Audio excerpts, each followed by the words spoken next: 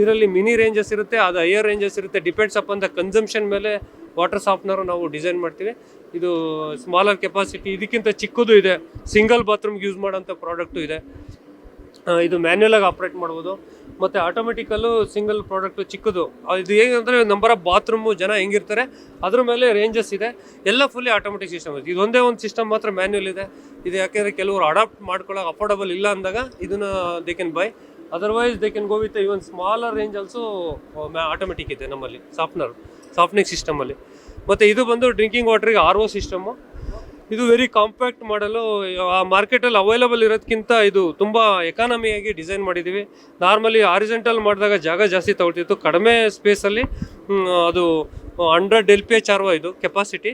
ಇದು ಬಂದು ನಿಮಗೆ ಕಡಿಮೆ ಸ್ಪೇಸಲ್ಲೇ ಹೈಯರ್ ಎಫಿಷಿಯನ್ಸಿ ಕಡಿಮೆ ಜಾಗ ತಗೊಂಡು ಯೂಸ್ ಮಾಡ್ಬೋದು ಇದು RO ಸಿಸ್ಟಮು. ಮತ್ತು ಇದರಲ್ಲಿ ರೇಂಜಸ್, ಮತ್ತು ಇದು ಸಹ ಫಿಲ್ಟ್ರೇಷನ್ ಸಿಸ್ಟಮು. ಇದರಲ್ಲಿ RO ಸಿಸ್ಟಮ್ ನಮ್ಮದು ಸ್ಪೆಷಲೈಸೇಷನ್ ಅಂದರೆ ತೋಡಿ ಪ್ರಾಡಕ್ಟ್ ಅಂತ. ಇದು TDS ಆನ್ ಡಿಮ್ಯಾಂಡ್ ಇಂಡಿಕೇಟರ್ ಅಂತ. ಇದರಲ್ಲಿ ಬಂದು ನಿಮಗೆ ಇನ್ಪುಟ್ ವಾಟರ್ ಯಾವುದೇ ಕ್ವಾಲಿಟಿ ಇರಲಿ, ನಮ್ದು ಹೇಗೆ AC ವರ್ಕ್ ಆಗುತ್ತಲ್ಲ, AC ಟೆಂಪ್ರೇಚರ್ ಡ್ರಾಪ್ ಆದ ತಕ್ಷಣ ಯಾವ ರೀತಿ ಅದು ಆಟೋಮೆಟಿಕ್ಕಾಗಿ ಸ್ವಿಚ್ ಆನ್ ಆಗುತ್ತೆ, ಮತ್ತು ಟೆಂಪ್ರೇಚರ್ ರೀಚ್ ಆದ ತಕ್ಷಣ ಅದು ಕೂಲ್ ಆದ ತಕ್ಷಣ ಆಫ್ ಆಗುತ್ತೆ. ಅದೇ ಥರ ಟೆಕ್ನಾಲಜಿ.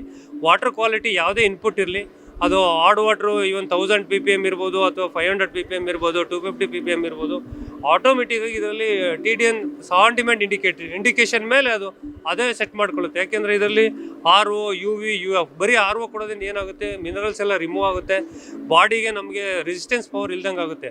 ಅದಕ್ಕೋಸ್ಕರ ನಾವು ಆಲ್ಕಲೈನ್ ವಾಟರ್ ಅಂತ ಯೂಸ್ ಮಾಡಬೇಕಾಗುತ್ತೆ. ಅದ್ರ ಜೊತೆಗೆ ಅದು ಮಿನರಲ್ ಆಡ್ ಆಗುತ್ತೆ, ಆರ್ಟಿಫಿಷಿಯಲ್ ಮಿನರಲ್ ಆಡ್ ಆಗುತ್ತೆ. ಇದರಿಂದ ನಮಗೆ ಬಾಡಿಗೆ ಬೇಕಾಗಿರೋಂಥ ಮಿನರಲ್ ಸಿಗುತ್ತೆ. ಈ ಸಿಸ್ಟಮಲ್ಲಿ ಪೇಟೆಂಟೆಡ್ ಟೆಕ್ನಾಲಜಿ ಪ್ರಾಡಕ್ಟಲ್ಲಿ ಎಲ್ಲ ಫೆಸಿಲಿಟಿ ಇದೆ. ನೀವು ರಿವರ್ ವಾಟರ್ ಬಂದ್ರೂ ಅದು ಆಟೋಮೆಟಿಕ್ UF ವರ್ಕ್ ಆಗುತ್ತೆ, ಅಲ್ಟ್ರಾ ಫಿಲ್ಟ್ರೇಷನಲ್ಲಿ ವರ್ಕ್ ಆಗುತ್ತೆ. ಮತ್ತು ಬೋರ್ವೆಲ್ ವಾಟರ್ ಇದ್ದರೆ RO ಇಂದ ವರ್ಕ್ ಆಗುತ್ತೆ. ಮತ್ತು ಯಾವಾಗ ಮಿನರಲ್ ತೆಗಿರುತ್ತೆ, ಮತ್ತು ಆಲ್ಕಲೈನ್ ವಾಟರ್ನ ಲೈವ್ ಆಲ್ಕಲೈನ್ ಕುಡಿಬೇಕಾಗುತ್ತೆ. ಆ್ಯಕ್ಚುಲಿ ಡೈರೆಕ್ಟಾಗಿ ಆಲ್ಕಲೈನ್ ಸ್ಟೋರ್ ಮಾಡಿ ಕುಡಿದಾಗ ಏನಾಗುತ್ತೆ, ಅದು ವಿಷ ಥರ ಇರುತ್ತೆ. ಇದು ಜಸ್ಟ್ ಆಲ್ಕಲೈನ್ ಬಟನ್ ಒತ್ತಿದ್ರೆ ಆ ಕಡೆ ಇದೆ, ಆ ಕಡೆ ಹೋದ್ರೆ ಸಿಗುತ್ತೆ ಇನ್ಫಾರ್ಮೇಷನ್.